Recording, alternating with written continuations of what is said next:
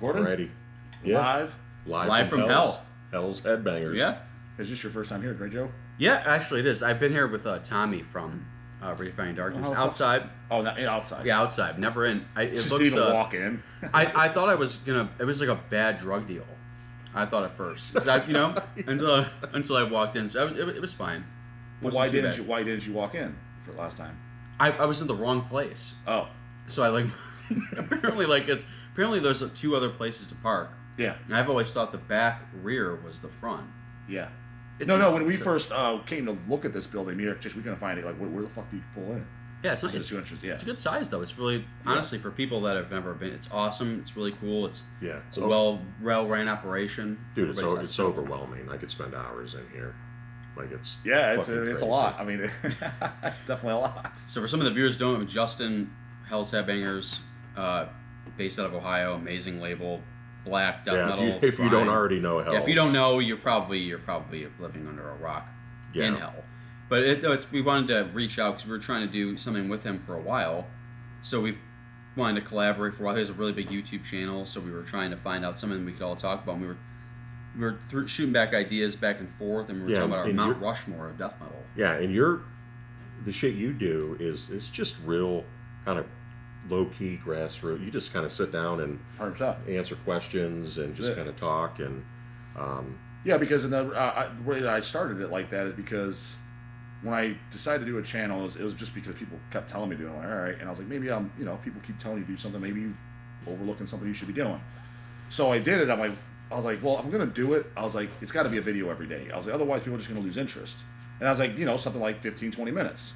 It's just something that somebody, if they like the channel, they can look forward to doing. And I'm like, but I was like, what the fuck am I going to talk about every day? So I initially thought about like busting out Hell's releases. That was my very first video. I busted out the Mortician Hacked Up for Barbecue, first pressing LP we did from 2005. Showed that, kind of gave a little story time about it. So I thought maybe that's how I do my videos. And people were putting in the comments questions and stuff. So it was taking me a while on top of emails to reply to them. I'm like, you know what? I'm just gonna fuck this. I'm just gonna do a video and answer these goddamn things. It'll be easier. That's why I can answer everybody. And I made a video, and then they started coming in. I'm like, well, shit, this is great because now it gives me videos, and it gives me, you don't run out of things to talk about, because that was my biggest worry. I was like, eventually, even if I was just to do Hell's releases, talk about, or just albums I like, I was like, I'm eventually gonna run out of shit. You will eventually run out of shit. It's like a constant stream of content. Correct. Yeah, that makes sense. That's why I talk about all type of topics too. If people want to talk about working out or anything like that. Now, some of the guys that are strictly metal get annoyed by me now. I'm like, hey, you click off the fucking channel. Well, I mean, we're both sleeveless guys, and people follow Gnarcast like that. I like to talk about working out. So yeah. Fucking kidding. Like that's. No, but I'll talk about anything. Is what I'm saying. You know what I mean? And I'd ask. I mean, granted, I'll skip over some questions that are just completely fucking dumb. Right. I'm just like, dude, I either dumb or it's just like you're asking me a question like, why would you even think I know the answer to that? There's a lot of cat talk too. 100%. No, it's cool. I mean, I think like, and we've always talked like with Kip and I, like the way we've done it, it's more like we've always tried to do something where it's more organic. Where we've done this for years, talked about music and try to connect with people like in the music scene, talking about what we do anyway. You know, on a Thursday or Friday or Saturday night or at a show. I know it was like years ago. We're trying to man, we should start doing a podcast, and then a buddy of mine that I do it with, here and there.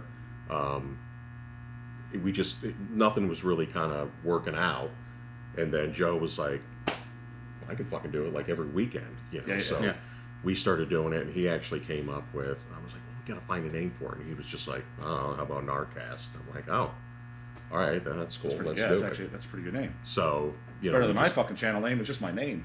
No, that's fun. But you know what, man? You get the only reason I did that, I did that, and I know it probably just irks Eric and Chase at times. Like, man, this fucking dumbass. It's just his name. But the reason I did that was a few things. It probably does, and I can imagine it does. Well, one of the reasons was I couldn't figure out how to change the goddamn thing. I was gonna call it like J-Dawg or something like that. But another reason is just because I knew that there's going to be other things I'd want to talk about. Mm-hmm. And if somebody comes over to Hells Headbangers channel and I'm talking about bodybuilding shit, they're like, what the fuck is this? That way it's kind of like disclaimer. Hey, it's my name, dickhead. Well, I might be talking about mowing the grass one day. Yeah.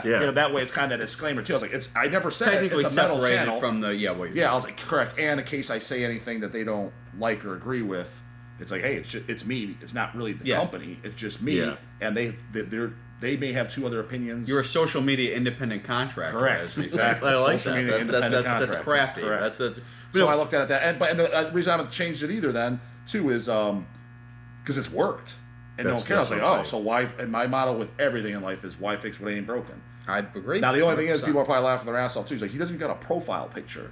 And the only reason I haven't had a profile picture, even Eric's had, he's like, I can put your cross, can add stuff. The only reason I haven't had a profile picture is because I'm getting the artwork done. Antichrist Kramer's drawing it for the. It was a person's idea in the comments. The Mortician Chainsaw Dismemberment, a spin-off of me called Poser Dismemberment. Oh, so when that artwork's done, he's currently working on it. When that's done, it should be a masterpiece. I'm paying him to do the art, everything. Yeah. Kramer's stoked about it, and so when it's done, I'll use that. Sometimes I worry I'd be the first poser you dismember with some of my takes. If you but like that's why again, that's another reason why we really wanted to get you on here. Is like for like when we're talking about death metal, when we talk about like Mount Rushmores or greatest things, it was interesting. You and I talk a lot about music when we're out. At a show, you're my favorite person to kind of corner. I'm your favorite person. Because you always have a great. Because we've known each other for a little context. We've known each other a long time. Like when you. I remember when I first saw you at a show. You probably don't even remember. You know the very first show I've ever saw you at, or at least noticed you at. This is going to be terrifying, but go ahead. Take a guess. What do you think it is? Probably. Well, what's your recollection? When do you recall? The first time I remember seeing you and all the brothers was probably at. Because I know the exact show. Had to be. I definitely want to say an Agora show, and I don't want to say. Skipping. I want to say Exhumed. Very, very close. Impaled. Yeah. Yeah, the first time Impaled came here, there was a ghost town. It was at the Agora, and you and Anthony were there. Oh God, yeah. The reason you stood out is because I could tell you were around my age, and no one else. Yeah. Because when I was first going, I was 13 at the death metal shows. Yeah, we were young. There. Yeah, we were young. Yeah, because that was what 2000, 2001. 2000. How old are you? 38. Same age as me. Yeah, Jesus, I'm old. So So I always tell people, and it's not a weird flex, but it's like we were.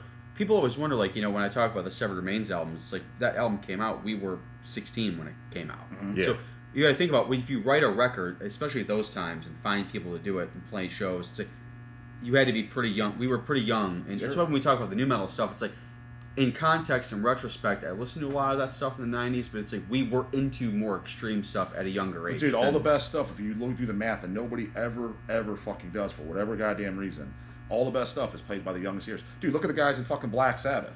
They were like 18, 19, 20 years old. Now, you look at them back in the day, because people actually looked like men back then. They got full-grown beards and mustaches. I'm like, these motherfuckers are 45. Yeah. Ozzy's like 18. For sure. And Jeff Becerra.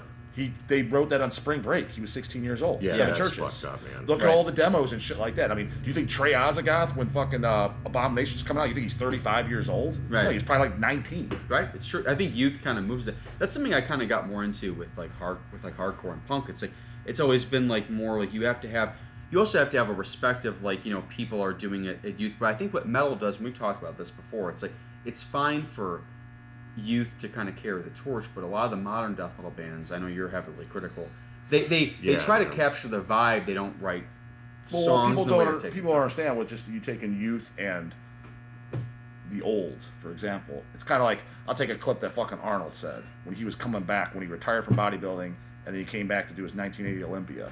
He was kind of an older guy. He's like, but what he wanted to do to have a fire lit up his ass, he's like, I trained with these young fucking lions that were coming up that were hungry. Like, I fed off their energy and aggression while they benefited from my wisdom. Whatever their form is, it's probably going to be better than what, honestly, a 50-year-old guy that's been doing it. Because they're kind of burnt out. And the thing is, I think I'd be in the same category. Like, if I was to do a band, I guarantee my aggression and anger or hatred would be much, much greater as opposed to now, because I'm just on auto drive, old guy, don't give a fuck anymore. Yeah, kind of lost. And I always say when we talk about newer death metal bands, it's like all the old stuff. When you look at what those dudes listened to, when they were teenagers, it was all just 80s metal. It was thrash, or it was Sabbath, or Maiden. It was all that stuff. So all of that shit influenced, I think, all of the classic death metal bands and albums that came out. Now, it's like when I see a lot of these newer bands coming out, I read a lot of interviews, and it seems like a lot of these dudes don't really listen to a lot of different shit, that can influence them. And different ways. You could talk to, I mean, you could sit there and talk to guys in Obituary about like AC/DC and fucking Deep Purple, probably. You know? Yeah, probably Sure. for a while. Yeah. Well, the Probably thing talk is, to them but more about to that. more than extreme, and Deistic. I've bashed those kind of guys on my channel all the time. Is that those guys? It's to an extreme though. Like guys in Obituary, I bet you they don't even listen to death metal. Probably not. They probably agree. only listen to hard rock. And modern like kids, I feel like, are probably just hardcore kids that 7 months ago got into an Incantation record. That's And that's it my shows. main problem. Yeah. Or the young lot kids, of newer death metal bands that come out. I always tell him, like, vocally, it's like, I always say it's like the mumble rap of death metal, because it's like all one style. It's like Incantation did it. Incantation is a legendary death metal band. I think they're one of the most consistent death metal bands, even though he knows I'm not like the biggest Incan fan, but I fucking respect those funny, guys. that's exactly my thing too. Like, for example, like new Incan came out, even Chuck Moore, want to listen to new Incan? I'm like, I listened to a couple tracks on YouTube, not really. I was like, and plus Kyle already told me, he's like, you're gonna hate it, man. It's slow as fuck. I'm like, thanks for the heads up. I'm probably not gonna like it, but I mean, I love the first two, and Blasphemy, which that was like. See, I love Diabolical Conquest. So that's the first one I picked up. Yeah. Blasphemy Down is what I own. I own everything from pre-Blasphemy, and Blasphemy is the last one I own. After that, I checked them all out. I was like, it'll have a song here and there, cool. Kind of bores me, but again, like he said, they're a legendary act that I always have respect for. Sure, they never changed what they set out to do. But am I jamming the new record? No. And the thing is, a lot of these newer bands tend to sound like, it's almost like they ape that early Incan sound, and I just think, okay, they did it, and they perfected it, and they sound great at doing it. Most of them are boring as fuck, though, the clone bands for that. Yeah, for dude. especially It's like- Incan. It's a hard band. It's a hard band to really decide that you're going to emulate. That's what I'm saying. I remember, and it's funny. We would talk about. I was talking about one of the bands I had was Autopsy, where it's like Autopsy's always been forever one of my favorite death metal bands, because you can be into punk and love Autopsy.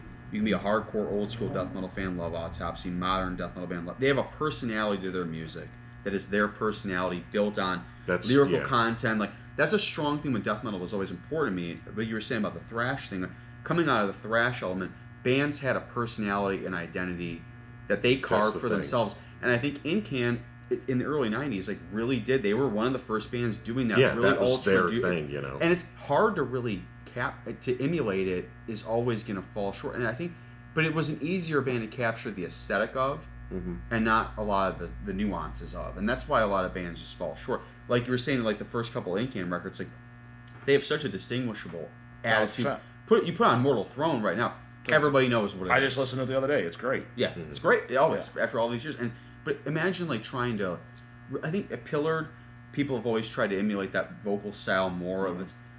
It's hard. You need the music behind that. It can't just be. There needs to be more personalities with death metal, and we'll get into it in terms of vocalists, I think, nowadays. Because back then, we were talking, okay, we're doing like Mount Rushmore death metal, and I said, well, obviously we're going to talk about like vocalists and shit like that as well. Right. And it's like when I go back and I'm listening to all these, going back and listening to all of my shit, all my albums, I'm thinking, man, all these singers are so distinguishable. Correct. That's why, dude, I laugh, and I grew up hearing it. My dad. These guys all sound the same. Yeah. Like, fuck they do. Exactly. Like, Yes. I'll think, you fucking deaf, go see the ear doctor, man. Like, you telling me Brett Hoffman sounds like Glenn Benton, that Corpse Grinder to Chris Barnes to fucking John Tardy. I'm like, yeah. I was like, what are you, like, David Vincent? Like, nobody. No, they don't. They don't sound anything alike. Yeah, if you play John Tardy next to David Vincent, if they say they sound the same, it's like you aren't listening to music. Yeah, you're just half thing that makes them both good is like that they don't sound the same. Correct. That's what I'm. Yeah, and the music's also not the same. I mean, if you really listen to Morbid Angel and Obituary as bands, like it's drastically different. They're it's not even close. Way different. You can beef, and there are people I know that really don't care for Obituary as much and love Morbid Angel and vice versa. Same here. I know vice and don't really here. care. Like that's I think but I think again, and it's weird when we talk about four because like really it's Deicide, Cannibal, and Morbid Angel, Death. I mean that's really the four biggest death metal bands ever. Is that what you put on there? No, because but it is. I have like you want to jump right in Mount Rushmore. I have 35 different ones. So it's I think mine's going to be probably maybe a different take. So I'm curious what you guys would say, and I'm curious what the fuck I forgot. I did a personal one, and then I did other ones that I think. Let's hear yours. Let's go right into it. I would go. My personal one is Autopsy, Dismember, Obituary, and Bolt Thrower. Those are the four death metal bands that throughout my life I listen to consistently all the time. They're consistently bands that I love their output of. I know Obituary is a little bit controversial with that, but Obituary was the first, when we were talking about Severed when we were young, the first song I ever did vocals for was Final Thoughts when we were 14 or something like that. We had a little tape recorder we did. So Obituary Hill that's a nice part of my nostalgic choice. But the rest of them, Bolt Thrower and Autopsy and Dismember, I think spanning, I've been into so many other styles of music for my life with punk and hardcore and everything else. People in every one of those scenes love those bands. They're consistently great. They're well respected. I think that's really important. They don't have a fallout period. There's not a period of Bolt Thrower that people are like, this is absolutely I could have easily put a band like Entombed. They're a band that I love, but I feel like they don't really belong on a Rushmore of death metal because a lot of their output I like aren't truly death metal. That's kind of what I ran into. I mean, I can give you my. I had 5: Vader, Autopsy. I put Death in there, also Deceased, and I threw God Dethroned in. Yours is close. God Dethroned is great. Yours is closer to mine. But it's because you both have at least something on there that I have. Okay, well, that's good. I had to include Death because it's Death, and I think I tried to pick bands that I thought had absolutely flawless discographies. I think Vader is flawless. I think it's funny. Vader's When we were talking about this, I was thinking about mentioning Vader for that very reason. The really same consistent. Deceased is flawless, but it's kind of hard to not be flawless when you release one album every 7 years. I was going to mention Deceased too, but talk about it in depth. Now, I mentioned Autopsy for obvious reasons. Yeah. I think that, and I mean, just looking online last night, they have a new album coming out already again. I'm just like, Jesus Christ. I've always said Mental Funeral is the album that I would give to people. If you've never heard death metal before, it's the album I would give. It used to be Morbid Angel Covenant was the greatest death metal album ever for me. But then I started listening to Mental Funeral more. And I'm a big doom metal guy. And he knows this, big doom metal. I love stoner stuff. There's so many fucking Sabbath riffs in Autopsy 100%. that it's just, in Mental Funeral, if somebody said to me, if they were like, man, I'm really into death metal and doom, get Mental Funeral. Oh, yeah. To me, it took place of Covenant. For me, it's the greatest death metal album of all time. But I also threw God Dethroned in there because they have a shit ton of albums out. I think they're consistent. The last one they just did called Illuminati came out a couple years ago. Oh, that was great. Fucking phenomenal. But here's my argument on them why I would not put them in there. Okay. And that's actually, in the top 20, 30 favorite bands of all time. But the only reason is, are they a death metal band? They're kind of more of a black metal band than a death metal band. A black death metal. Christ Hunt was a pure death metal record. Yes. And then Grand Grimoire Up, it was kind of black and death metal. And I've talked about them on my channel, and I guess Don watches at least some of my videos. He goes over, checks out God Dethroned because I'm talking to him. He texts me, he's like, yeah, checked out your God Dethroned recommendation. Gotta tell you, unlistenable. Really? I'm like, how is it unlistenable? Like, keyboards? That don't belong in death metal. I'm like, but it's kind of like black in death metal. And honestly, if you break it down, especially with the vocals and stuff, you may even argue that it's more melodic, black, 40% death metal. Yeah, I almost take them on that category because, again, for the purists like Don and Scott, keyboards are death metal, gay as fuck. Can't have that. I'm like, well, okay, how's this then, homie? It's not death metal then. It's more black metal. Are the keys okay now? Okay. Then again, there are people that are hardcore.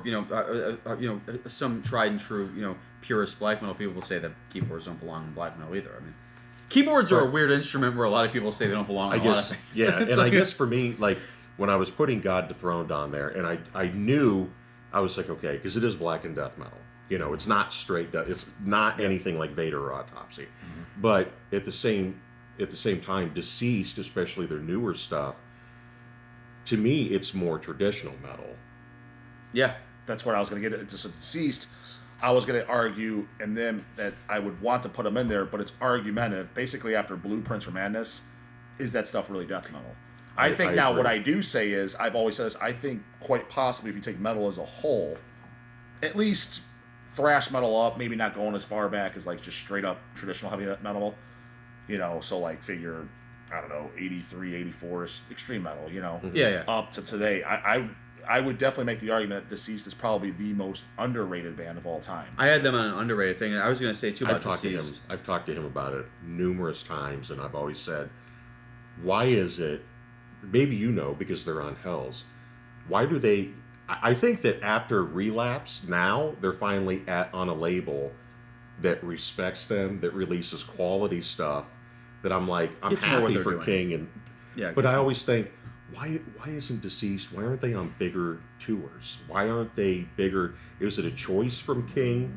Is it because I follow him on Facebook, and he's a funny guy.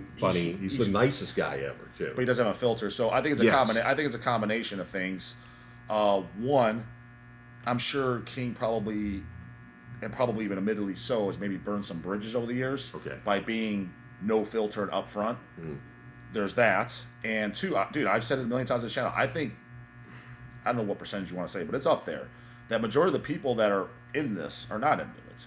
They're into what's cool and what can you, even if the ones that are kind of into it, and if they are actually buying shit, what is cool and can I talk to my buddies about? That was going to be my point of why I was going to put them on there, because I was since people aren't talking about Deceased, it's not as cool. It's not as, I had them you can't on my put it on underrated Facebook and anyone cares. I had them on my, and the reason why I had this brings up to Justin's point, where it's like, I love Deceased, and I remember the first album I ever got into them, I tell this to King as well, was Fearless and Dead Machines. I love that record. 1997, at the same time I was getting into like Skinless and Dying Fetus, stuff that King has strong opinions on.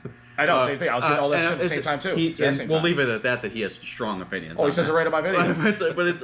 I think like they were doing a style of death metal that brought back traditional, and they got me into a lot of traditional metal that I would have never checked out.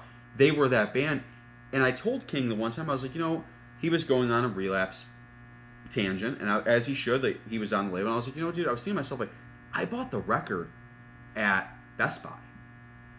The same place I bought, like, they put you up. It's just that it's never been a band that has been trendy. Mm-hmm. It's a very anti-trendy band and sound, and that's why I think there was just a tailor-made underground cult that they have a style that it's never going to be. But they are the most underrated, because no matter who it is, if it's classic metal, if it's thrash, power metal, I tell people listen to Deceased, and they come back to me and go, holy shit, dude, that fucking band rules. Yeah. And that's, I'm like, yeah. So it's like they're really accessible.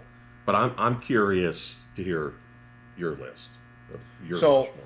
When I do that, especially because people comment and it makes for good conversation, the first thing when you define it, you have to kind of define how are you making a list. Are you making a list because they're your favorite bands? Yeah.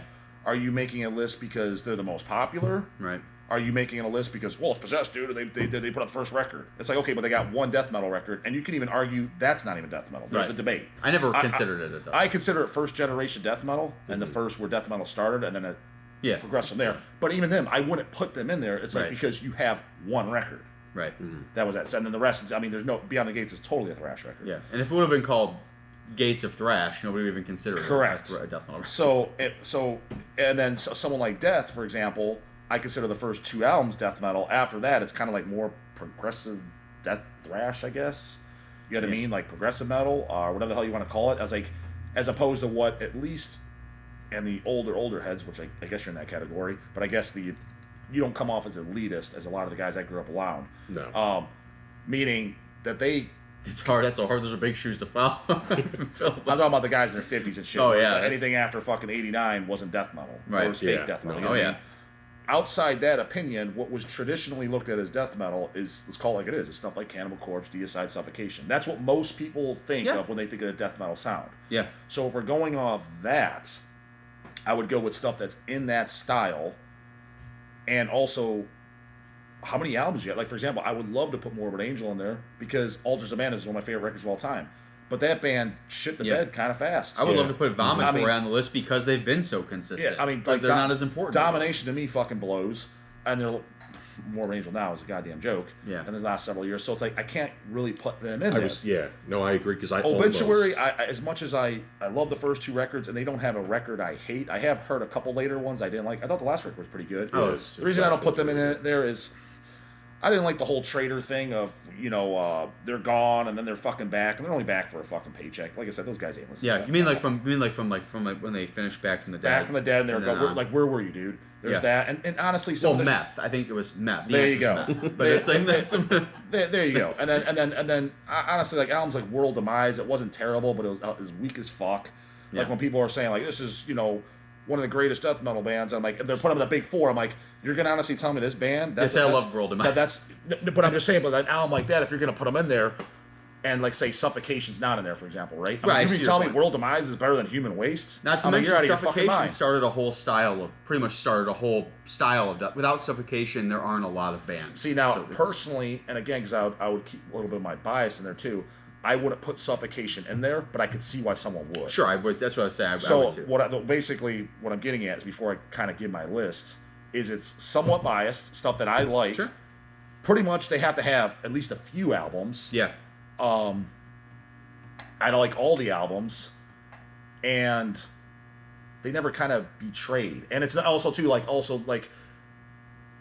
there was no questionable about it. Like, for example, I wouldn't put Carcass in there for the two reasons. One, they got 2 records, and it's arguments like you can make that's the beginning of gore grind. Yeah, it's all, I think they influence so it's like, is that death metal? Different. Yeah, it's like I never considered that death metal. I thought Necroticism was more of a death metal record. Hardcore purist grind fans might be like Symphonies is a death metal record, not a grind. Correct. That's what you're splitting hairs with. So that's why. But for example, the first 2 Carcass are my favorite shit of all time. But I would not put them in the Mount Rushmore. I wouldn't either. For 2 records, you could argue not death metal. I don't think they'd want to be in it. I think they'd be like, we don't belong here. I think they'd be the first people to be like, we shouldn't be on That's kind of one of the problems I had with a lot of bands, especially when you mentioned Morbid Angel, because Altars and and Covenant, that run of 3 albums is like fucking unstoppable for me. But I just thought, God, dude, they got a lot of shit though after that. Like, I'm not really in the same with Obituary. Like, I love the first 2. The End Complete, I know you love, but I was just kind of like, I love the last one they put out, but it's not the same feel. So I'm thinking, okay, who am I going to put up there? And I know that I went out on a limb with God to Throne, but I've always listened to God to Throne, and I've always been like, all right, it's a little more black, but these guys are fucking like, there's a lot of death metal in it, and it's consistent, like with Vader and stuff. So I get what you're saying about a lot of the Morbid Angel and stuff, and like for me, Malevolent Creation. See, that would be a band you could put in there, exactly, because that's a consistent fucking band. There was none of this poser-ass, we're gone and back bullshit. Yeah, it wasn't. There was no rap albums. There was just no dumb shit, you know what I mean? I probably would have loved the rap album, but yes, your point. You probably would have. So, but I mean, there's that. So I guess with that being said, another reason, like, for example, like Autopsy, I want to put in there, maybe you guys don't watch my shit. The only Autopsy record I like is Severed Survival. Really? That's the reason being is after that, to me, I was like, it's just more like doom metal. And when I heard that, I heard a little bit later. On my mind, when I heard death metal, I'm like, death metal is supposed to be fast. Death metal isn't slow. So since when is death metal slow? If you want to listen to slow, that's doom. So to me, when I heard, I'm like, it's just slow and boring. Yeah, some of the stuff later on, I think Shit Fun got kind of punky. Like that's, I think there's stuff with. I think that's why Abscess was so.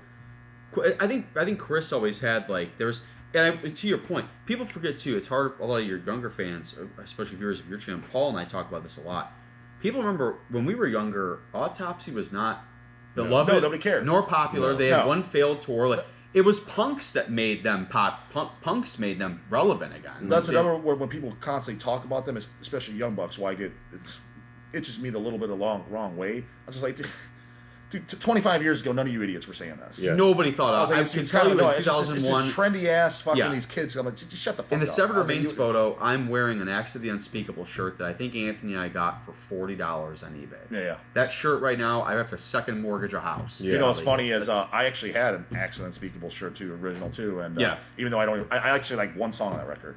I got it. I was at Kanye's, and we're flipping through his collection and shit like that. I was like, oh, you got an Autopsy shirt. He's like, you like Autopsy? I was like, I like the first record. He's like, that band fucking sucks. Yeah, people were not into it. Just gave it to me. They were definitely an acquired taste. Autopsy shirt. Yeah, it was not cool to say. If you're in 2001, you're like, man, people play that band that did one tour. Like, they need to do Abscess. Now, Abscess, by the way, play in front of 8 people. Yeah. You could probably talk to Chris and give you a bunch of Autopsy shit and be like, yeah, this was a failed experiment. Until years later when it gets revived by kids who I think were into other stuff and connected to it. But I want to hear your 4 though. So I think the most obvious, and people are gonna hate on it, is Cannibal. You got to put Cannibal in there because they're the most consistent, and with where death metal is, they're the backbone of what people consider death metal sound. Now it's funny because people like to hate on them. The only reason they like to hate on them is to out underground the next guy. Sure. That's the only goddamn reason. Because again, even if you put out their, like, realistically, if you're actually into like death metal music, 90s up, I guess, unless you're 89 only guy, and you better be 55 or older. Shut the fuck up. Yeah, I agree with you. So you don't even get to say that. But if you are excluding them, if you're like anything from the 90s up, I was like, there's no way, in my opinion, you could put something on my Cannibal and think it's terrible. Maybe like, I didn't like how it sound, production, songs a little boring. I liked Kill but a to think it's but to think it's unlistenable and like completely deplorable, dude, shut the fuck up. Every once in a while, they'll put out a record that I'll be like, this is fucking really good.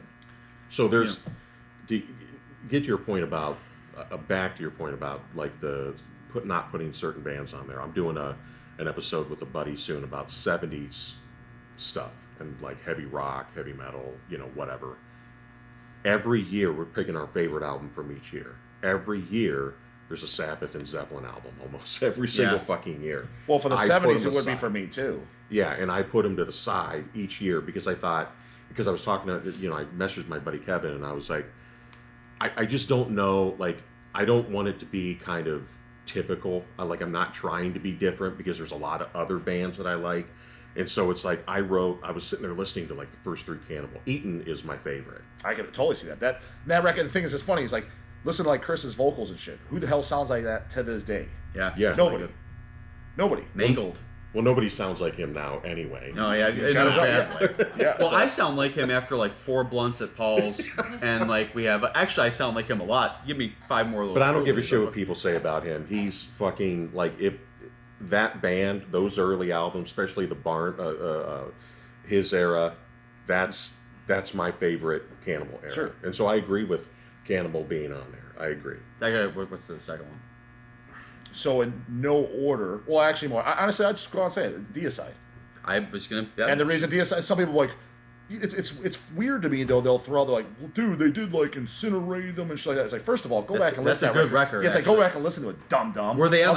We saw them on the tour when they were. Yeah, I saw them. He spit on me at that show. He said he wrote fags on my Cannibal album. So he did. You don't know that story? No. I told you, I don't watch the channel, man. I have it to this day. So I had all my shit brought out for Glenn. Well, all the guys, all my Deicide stuff and everything he did. And I brought Butchered at Birth because he does backing vocals. I didn't even get to Eating Back to Life. I do remember. Yeah, he does backing vocals on Vomit the Soul. Yeah, he does. Yeah, I remember. And he does backing vocals on Eating Back to Life for Mangled and Skullful of Maggots. So, anyways, Butchered was first, and he's in a bad mood. And well, I can imagine that. Yeah, exactly. Imagine that. And so he signed the stuff. He's like, I'm not gonna see this shit up on eBay, am I? I'm like, no. And he's like, and then I'm like, bust up the camera. I was like, oh fuck. These guys are shit talking fags, and he just writes fags across the top. Oh, I am this day. He spit on me. I was sober. So I was like, I was yelling something at him about like Bob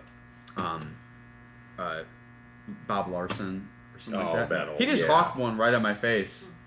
And I was like, all right, well, I kind of... See, but that's a part of what I kind of loved about Deicide is that, so when I met Glenn, see, the Pussy Boys, they'd be like, I'm not supporting this band no more. Dude, he was such a dick that I loved it. And the reason I did, because it fit, because Deicide was the only fucking band in death metal until Centurion came out with their first 2 releases with Seth singing. They were the only band that when I listened to it, it literally sounded like you can feel hate and anger. Yeah, it's pretty As opposed to if you put on Cannibal or the first Grave or Suffocation, to me it didn't sound angry or hateful. It just sounded brutal. We really did. We recently did the 1992 episode, and I talked about this with Paul from Balmer a lot, like, and Rob Lesniak, other people that we know and friends with. I put on Legion sometimes, and I'm still like, what in the fuck? Because I'm a big person of like, whenever a band writes a record, I'm like, what were they influenced by?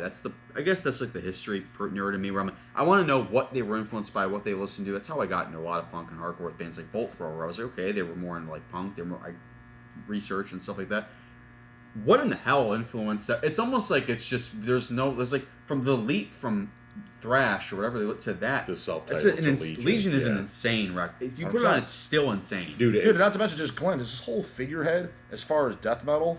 I've never heard anybody use this analogy, but it just makes perfect sense to me. He is the Lemmy of death metal. Yeah. Just his figurehead and doesn't give a shit attitude. Yeah. Well, he's a total personality. Everybody knows who he is, even if you don't listen to death metal. Correct. That's what I'm saying. So that's exactly. So it's like he's. And even their shittiest album, in my opinion, is Till Death Do Us Part. When going back, because I own every Deicide, I'm like, you know what?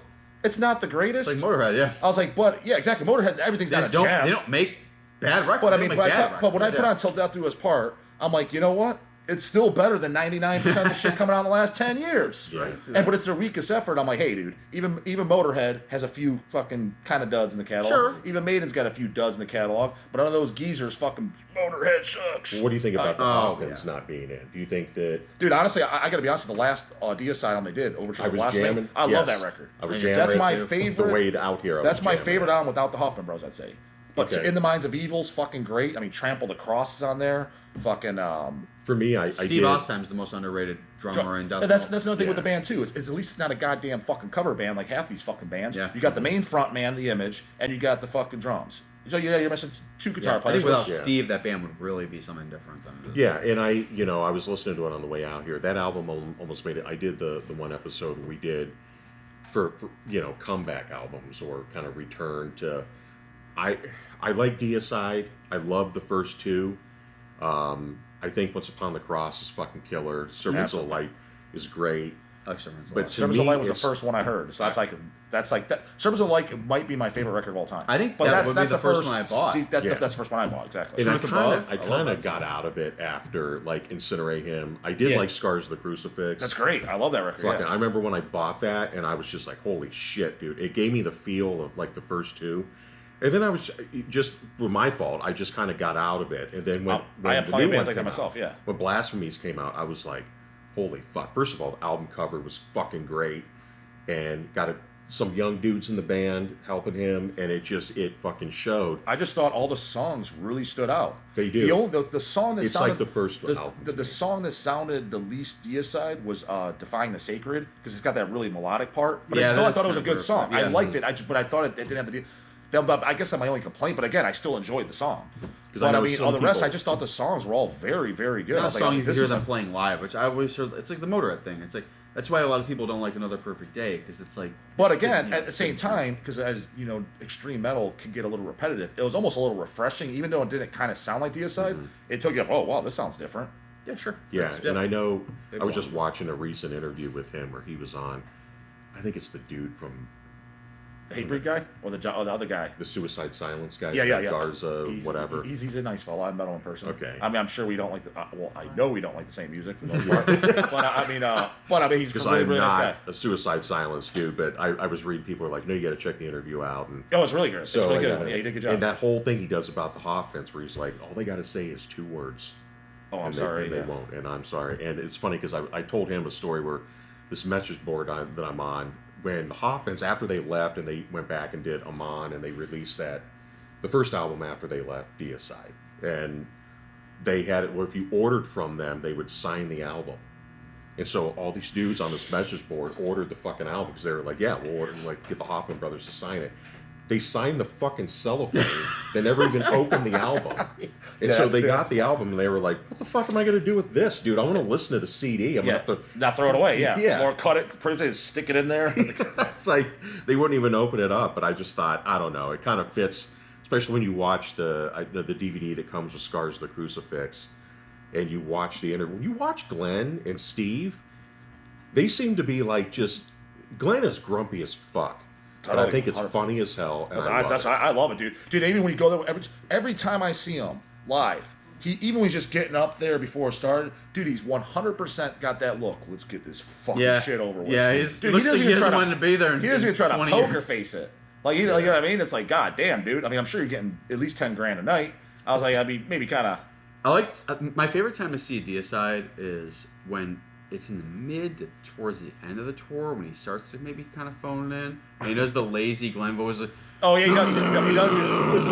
And he's like, so you can tell he's just like half asleep. I'm just come on, dude. Wait, like, so with that being said, did you see this last tour with the Legion tour? Did you go? Yeah, at that. I thought he did it. I thought it was great. Yeah, I was like, I was surprised because I thought he was gonna half-ass it like motherfucker. I was like, I was like, he actually did a really good job. I told Steve, when I saw Steve, I thought it was like a 13-year-old girl in an NSYNC show. I was like, dude, I watch like your drum videos. I don't know how to play drums. Like, whoa, you're so fucking right. I want to shoot guns with you in Florida. Let's go. Like, I was like fucking nerd about it. He was the only nice one out of all of them when I met Deicide. He's awesome. He's the so only friendly cool. one. Like, cause it was at the Marduk show. Yeah.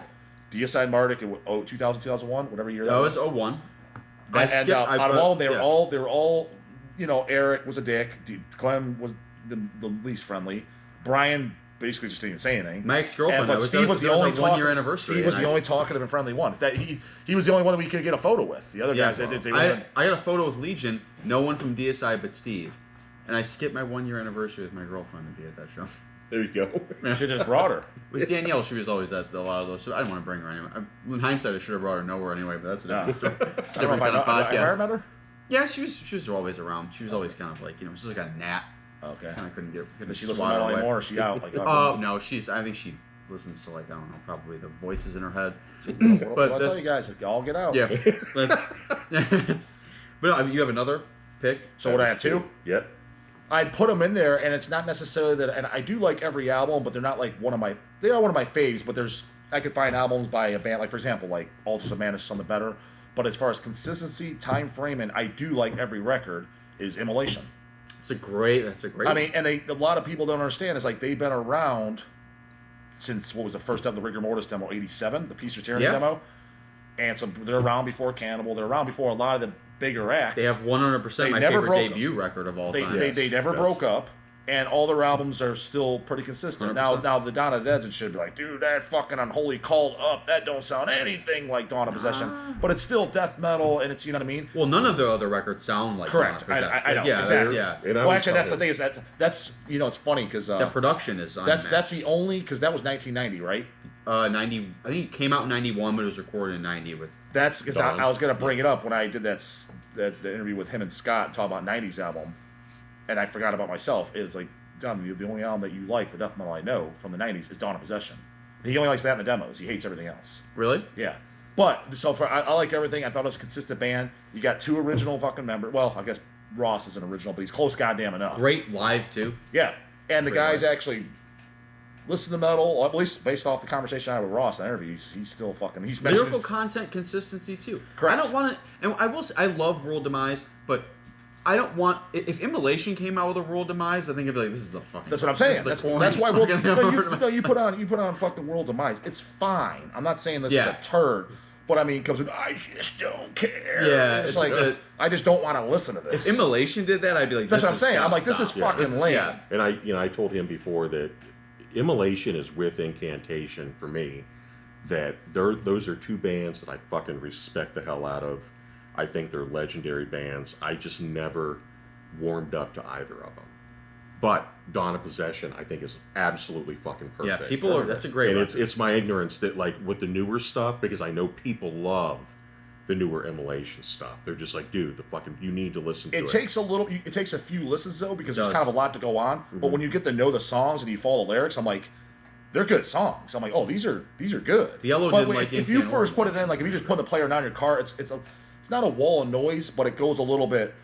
Yeah, it's wavy. You got to get to know it. Yeah, and when you get to know it, you're like, oh shit, these are actually really good. Yeah. Okay. But yeah, the first listen or so, you're like, yeah, it's kind of going over my head. So I'd have to put them in there.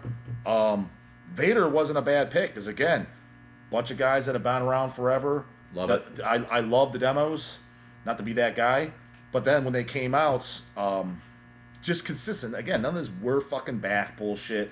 You go to a show, Peter actually looks metal. He's not in some dumbass fucking sports clothes or something stupid.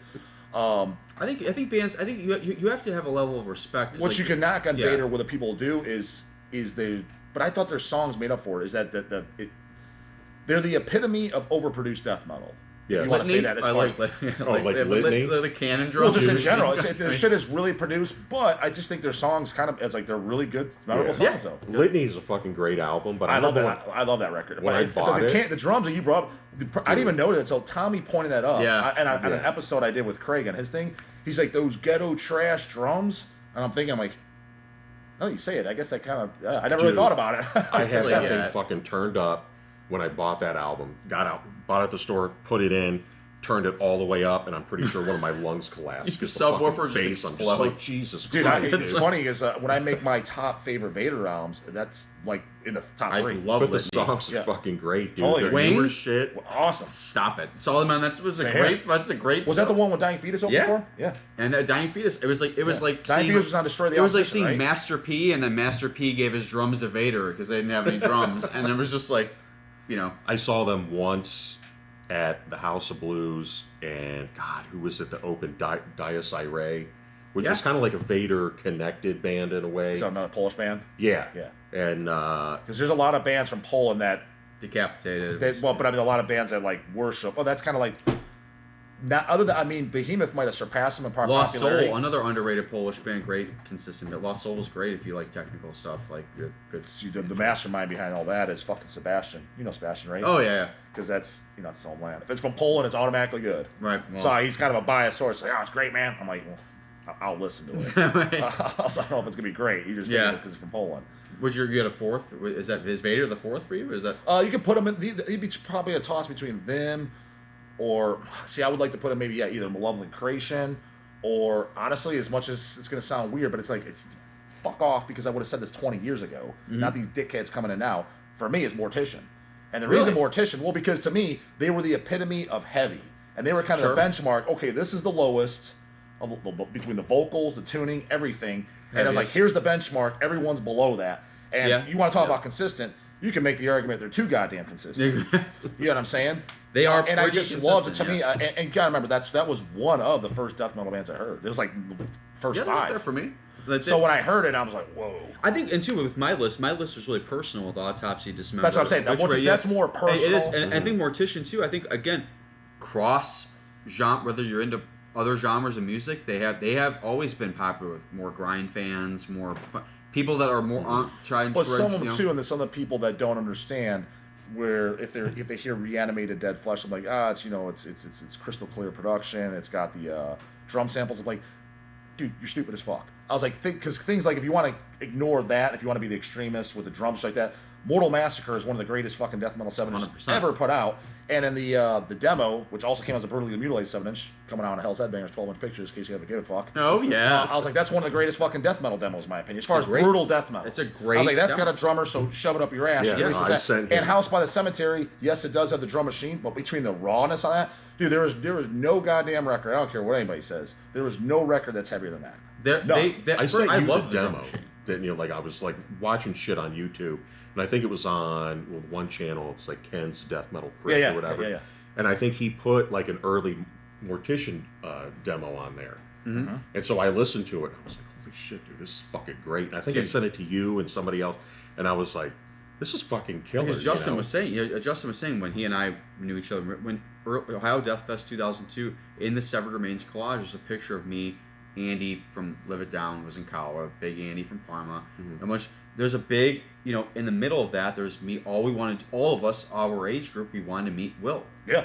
And I made it a point to get a picture with the no gay black metal Corpse Crystal records. I told the story on the channel. All these people are so fucking stupid. They sit there and call me an elitist and stuff. I'm like, dude, you don't even.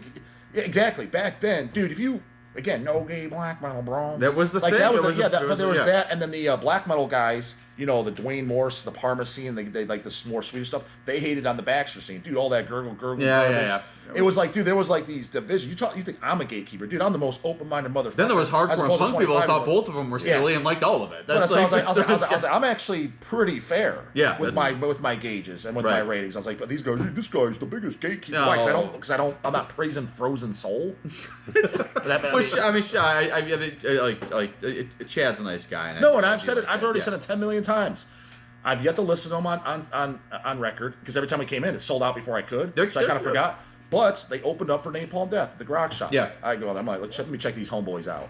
They go in there. I'm like, I love how the bass sounds. Don't know if it sounds like that on album. And I was like, this sounds like Bolt Thrower trying to play Swedish death metal. And I got to say, these are some pretty goddamn catchy songs for songs I never heard. I was like, I think I'm going to check this out. But I still haven't because I didn't want to listen on YouTube. I wanted to listen to it authentically on album. The only thing I didn't like is the singers linger. Yo, you guys got your beers out there? I was like, dude, I'm not on a Limp Bizkit show. And come on, get down and give me some push-ups in the pit. I'm just like, this is stupid, man. Right. This ain't death metal. Which at the same time, again, that was the only thing I didn't like. That is true, but then again, I think back, and I had my brutal list, because I had Suffocation, Cryptopsy, Dying Fetus, and Internal Bleeding for my 4 Mount Rushmore for that. I think, but Internal Bleeding, you again... did, like, numerous Mount Rushmore. Well, I have, like, 40 of them. But it's like, I think, but again, when we were really into, like, when we first hung out with Vomit Remnants in Maryland, when we picked a board... Oh, I wasn't there. I was just at the Ohio Death Fest. But, like, when we picked up, and we were hanging out with Vomit Remnants, and all they wanted to do is smoke weed and listen to Bone Thugs and Harmony. And I remember, like, when Internal Bleeding, like, came through, I remember seeing a singer in a Lakers jersey, and he was like, there's something about that style. The brutal death metal bands always had that element of, like, Soils of Fate. I always say Soils of Fate, one of the best hip-hop records of all time is Sandstorm. Masquerading as a death metal album. But I get, like, why people don't, but it's like, there's an element, I think, like, and now with, like, a lot of death metal bands, like, there's an element of those dudes coming from the hardcore scene. And I think that I understand where people are coming from, but it's like their lingo, their mannerisms. It is. But I remember Dying Fetus when we were younger. The older heads hated them. They were like, "This is." They still do. They still do. They still fucking do. Yeah. Really couldn't stand it for the same reason. They're like, "This is just Wigger slam," and it's. That's so goddamn dumb. How is it Wigger slam? It's not. But exactly. It's like, but Skinless. A lot of them hated Skinless too. Too much groove. I'll be honest. So when I first heard Skinless, it's because they opened up for Mortician in '99. That was my introduction. Yeah. And I liked him, but I got to tell you, man, that bass player, man, I wanted to bitch slap him. Really? Hey, he did not fit the bill. Yeah. But musically, I did like it. He looked like an insurance salesman. Kind of. He looked like he just didn't look death. Put it to you this way, I'm pretty certain the guy's not listening to death metal. Probably not. He probably sells insurance. Hopefully does pretty well for himself. Well, when it comes to Malevolent, so you do like every Malevolent album. Yeah, I mean, don't take me out of context. I'm not like 13th Beast is as good as Retribution, bro. I'm not saying that, but I mean, yeah, I like every record.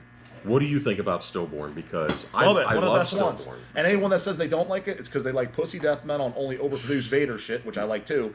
Because it's raw and it's nasty. It's like that's what death metal was supposed to sound like. I never understood it. Go listen to death metal demos from the '80s. Raw, nasty, down with the devil. They just want this. They just got so used to polished and clear and that fucking idiot Scott Burns and that sound. So they got that, and it was raw and dirty. Yeah, I love that. That's one of their best records. Yeah, no, I love Stillborn. I think it was recently on, our group on Facebook. It was either Brian Bergeron or Dan Saladin from Blood Coven. They commented. Maybe it was somebody else. Yeah, but they commented about Malevolent Creation, 10 Commandments. And I said, even though they're not on my Mount Rushmore, but I said, if somebody asks me what death metal is, I'll put on 10 Commandments. Yeah, it's fair. Period. Because I think that album... It's a bridge between thrash everything. What's kind of irks me about some of these guys is, again, the old heads, is that's a bridge kind of like first generation death metal combining second generation death metal. So the 80s guys, I was like, dude, you should at least like that one. Mm-hmm. As like the fact that I don't see why you would. If you like Demolition Hammer, I mean, it's I'm not gonna mention names. They don't even like that. I'm just like, because you didn't even really. Exactly, really. That's perplexing. But yeah. What do you think about who's the vocalist in the band now? That Darren Miller, that was in CKY. He's Malevolent Creation. CKY. Oh, is it? CKY.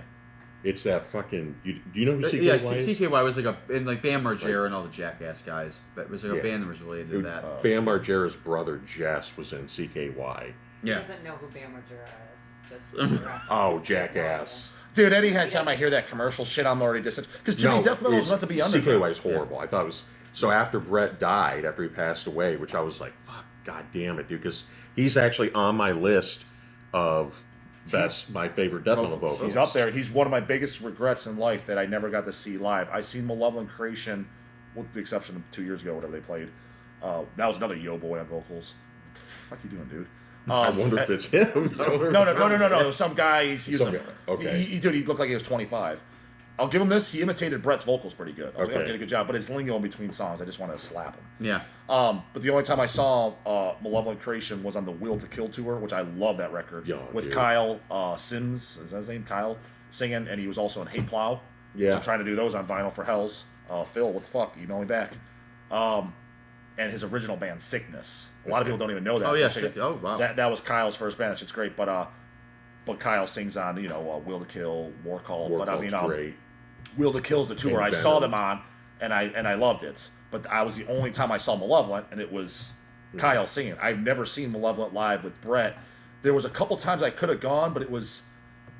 I think the one show was like a Columbus Tuesday night. There was. Do you remember that era, like in the 2000s? In Cold Blood is when and it wasn't. You didn't see about Cold Blood. No, it was like 96. No, not 96. Not in Cold Blood. I'm thinking of what was the other record in the early 2000s? Maybe I didn't see it. No, Envenomed, yeah. Those are the ones that I got. Didn't they tour Will when to we were Kill, younger? Envenomed, War Call. To me, I was back then. I was like, holy shit, this is amazing. And on it, and I have no problem admitting it. It was definitely not. Those are the ones I listened to before I listened to Ten Commandments, and it was actually Arnie Argenio who played bass on the first From the Depths album. Love that record. Just listened to it again the other day. And Arnie's like a brother to me. I've known him for like 25 years. I used to go to his place all the time. Did he get the LP we put out? Yeah. And he put on Ten Commandments. It's great. And dude, at that time I was already like into, that early 2000s Malevolent stuff, and I was like, holy shit, dude. Was it Envenomed? Amazing. There's Fine Art of Murder. Fine Art of Murder, not in Cold Blood. Fine Art of Murder. You saw them on that tour? No, I don't. I remember seeing them in the early 2000s, but I don't remember when it was not in Cleveland. And it wasn't at a maybe that's why I'm saying if it was with Brett, the ones that I don't remember it was with Brett Hoffman. I don't remember. But what I'm saying, the times that they weren't in Cleveland and shit. I was gonna say, do you remember around like even there was 1 or 2 years with Cannibal, it might have been on Killer or something. Deicide was famous for a few years. None of them came to Cleveland. It was Columbus only. There was that little bit that span. And Malevolent, but now that I'm thinking back, I'm like, fucking dummy. I would have drawn to Columbus, maybe they did play the first. I can't remember if they played the first Maryland. I believe they played the first Maryland Death Fest. I don't believe they did. If they did, I would have. It was 03. I wasn't that. I didn't start going to Death Fest till years later. Yeah, maybe somebody will probably give me a from. I remember seeing them in the early 2000s, but I don't believe it was not with Brett Hoffman. Just like when it was like, I think they were doing like the Moral Decay thing where they kind of had somebody else, kind of filling it. It was kind of an in between kind of time. But I really can't. But that's what talking about a band like Malevolent Creation, even talking about later rounds like Nvidia's Dominion or stuff like that. That's where I get irked with the Frozen Souls and shit like that, which they're fine. I don't have a problem with that. It's just, don't be coming over here and talking to me about them and you don't even know these Malevolent Creation albums. Yeah, it's just stupid. Everybody has to start kind of somewhere. You got to start somewhere, but when they're barking out like it's the greatest thing since sliced bread, and you don't even have any. Come on, man. I think a lot of it's also crossover too. I think a lot of kids nowadays or younger people who are into death metal, they get into it from things that are not. Here's my thing, man. If I still love Dying Fetus and I still love Skinless. I got the new ones. They do that episode of Ships. I got the new album. But I also think for a lot of kids, they were a bridge between. The new album cover, yeah, fucking awesome. I just love that album. I think they were a bridge between certain styles of music. Now, if you get into Frozen Soul and it gets you into Autopsy Records, sweet. Even if it doesn't, who cares? You don't have to. You just but I think a lot of these bands, dude. A lot of these younger bands that are coming out, it's like it's cool. They sound great. But I don't, like I was saying earlier, I don't get the feel that when I read interviews with them, it's like we listen to like a lot of stuff. Yeah. You know what I mean? We take in a lot of stuff, and so a lot of context for these newer bands. I could be talking out of my ass, but when I read these interviews with them, it just sounds like their world is like this fucking big. Yeah. And they don't really listen to anything else. It's like a lot of deathcore bands. People are like, oh, the fucking death metal, and it's like, no. It's like those dudes don't listen to fucking Altars of Madness. Don't tell me at this point they probably don't have to. That's such a subgenre. There might be. I'm sure there's an exception to the rule here and there, but I would say the overwhelming majority, no, they don't. They damn sure don't know what about. But on the flip side of that, so many older guys have they can be just. It's like you were saying. It's like if you're really an '80s thrash guy, hardcore. It's like you should maybe some Demolition Hammer or some Morbid Saint. You should like something where it's like. You should like a Devastation song or two. Yeah. You don't have to be a huge. Just say, if you're a big '80s thrash guy and somebody puts on Devastation and you're mad, it's like you're mad. You just don't want to like this. And that's it's I was actually going to put another band on my Mount Rushmore instead of God Dethroned because I was going back and forth about it, and that was Monstrosity. That's to me still Flying Machine show. Missed that show, dude. I was there. Was that the Imperial Doom? I'm not Imperial Doom. In Dark Purity. Yeah. Yes. When I seen them. I never saw. Really? You were? I was there. Yeah. Yep. I was there at that first time I saw him. Had my CD signed, everything. Lee Harrison and who's the singer's name on that? That was when Corpse Grinder just left. Was it Jason something? Yeah, it was. Okay. Yeah. They played. They also did they end it with the Angel of Death? Yes, dude. Mm-hmm. Sure, yeah. Goosebumps. Because that album, missed that show. I was just like, holy shit. And was that the show? I saw so many shows at the Flying Machine, the Flying Shithole. What was that? The show that Divine Empire played as well? Divine Empire opened up for Emperor. Yes. Okay. Oh. Divine Empire. Okay. That dude, his banter between songs was I've never seen death Divine metal Empire. vocals, talking to people. Now you realize those are the two guys, the vocalists, Jason and JP. Those are the guys in the Malevolent Creation albums that sing Eternal and In Cold Blood. Yeah. There's no. I did not know that. Yeah, so they basically got kicked to the Blood, curb, and they started up Divine Empire. And that Divine Empire Redemption album, which we did LPs of, I think that. Don't even get me started, man. Smokes fucking all this fucking really bullshit good. They coming were fucking good, but that monstrosity, because I always had Imperial Doom on CD. In fact, Anthony, years ago, remember, he saw it before he had it, and he was an like, absolute masterpiece. He was just like, dude, are you selling that? I'm like, I am never selling this fucking. This thing is fucking. Imperial Doom is so good, and Millennium is my favorite. Millennium's good. The only thing bad about Millennium is the cover. Yes. Cover sucks Which dick. nowadays it's pretty on brand for a lot of technical brutal death metal references. I still don't like it, but I mean the album is dude, but awesome. that's that whole like late '90s. All those album covers, like Hypocrisy album covers, were so Abducted. shitty. Hypocrisy owns the rights for the absolute. Whoever does their artwork or that needs to be taken outside and shot. They have to be planning a joke on them. Monstrosity is so fucking, and they could also be on the underrated list because Lee Harrison to me is like a fucking. The graphic artist for Hypocrisy, I'm pretty sure Peter fucked his mom because he's been putting out bad album covers for like 20. He's like, no, dude, this is great. We had a meeting. The only album cover I like by them is the Osculum Senum. I like that cover.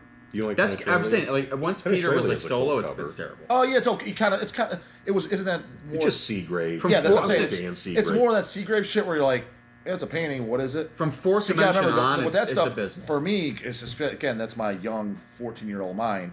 Covers to me, I was like, it's got to be something offensive. So it had to be Tomb of the Mutilated, Butchered at Birth, Once Upon the Cross. You know what I mean? Shit like that, stuff that stuck out. Or I put it to you this way: I didn't want Mom to look at it and be like, "That's a nice looking cover." Yeah. I wanted her to hate it. Yeah. You know what I mean? Which probably wasn't very hard. I mean, it's no. But I'm just saying, you put on Penetralia cover, you're like, I mean, it's a painting. I mean, what the fuck is it? I mean, it's not offensive. I mean, that's Osculum was a little those. What's that? Osculum was a little definitely crazier. Cover. Yeah, correct. Yeah. And it's got the song exclamation. I think the most offensive is Abducted because it's such an abortion of what artwork. But I mean those first two Hypocrisy are some of my favorite albums of all time. Oh yeah. Yeah. Now that dude that was on the original singer. Yes, he was in Marduk as well, wasn't he? Dark Funeral. That's right. Shit, you got it. Caligula, yeah. Yeah, Mossy was a his vocals, and it's funny because I didn't know that for years. And you don't think anything of it because his vocals are drastically different. I see that dude now on Facebook. I follow him on Facebook. Oh, is he? What is he? What's he up to? And he's like, he just fucking drives like snow plows in Sweden. Nice, good for him. Posts pictures of his daughter, and she's like a normal dude. But then every now and then he'll talk about Hypocrisy days or Dark Funeral days. And he's one of my biggest regrets because when I saw them, it was Dark Funeral was on their third album, which is my favorite album by them, Diabolus Interium. Mm-hmm. I saw them on that show too. It was they opened up for Cannibal. Gore Obsessed. Cannibal was on Gore Obsessed. It was Dark Funeral and Incantation. That's right. Yeah. We went to fucking Cleveland, Pittsburgh, and Detroit. Yeah. All 3 shows. And that's a great Dark Funeral. And I never got to meet any like Lord Airman or Caligula. Those were 2 guys I wanted to meet. Just they weren't walking around. Speaking of Dark Funeral, speaking of Hypocrisy, that was a Peter produced album too. That third Dark Funeral. That's a great. That's a great album. That's an underrated. The Arrival of Satan's Empire, I think, is on that. No, that's Arrival of Satan's Empire. It's a great song. It's a great album. You got Apprentice of Satan's on there. Underrated release.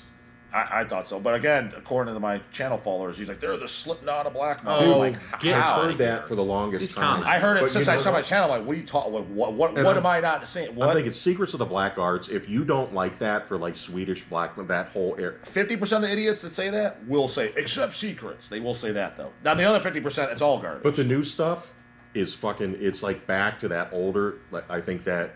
You know what's funny is going Dark Funeral. I like every album too. I don't know them all, the Terras and shit as well, and I kind of dismissed them. I didn't dismiss them. I just didn't pay much attention when they came out. I kind of went back to them after a few years, and every album I'm like, they're all pretty good. Yeah. I was like, it was a consistent black metal band. Yeah, I don't think. Again, when people say things, I think a lot of these, like, these comments, these hot takes, where it's like, it's the Slipknot. Something like it's the Slipknot of black. Number one, that tells me a few things. Number one, Slipknot enough to make that comment. Number two, if you really think Slipknot and Dark Funeral have anything alike, your mom needs to kick you out of the house. Mm-hmm. Your girlfriend needs to leave you, and if they have a girlfriend, find somebody who knows the difference between those two things. Because dude, especially I'm like, because when I got a Dark Funeral, it was in the late '90s. Dude, I remember, and I'm sure my brothers thought the same. Me, Eric, and Chase, we all got in Dark Funeral at the same time.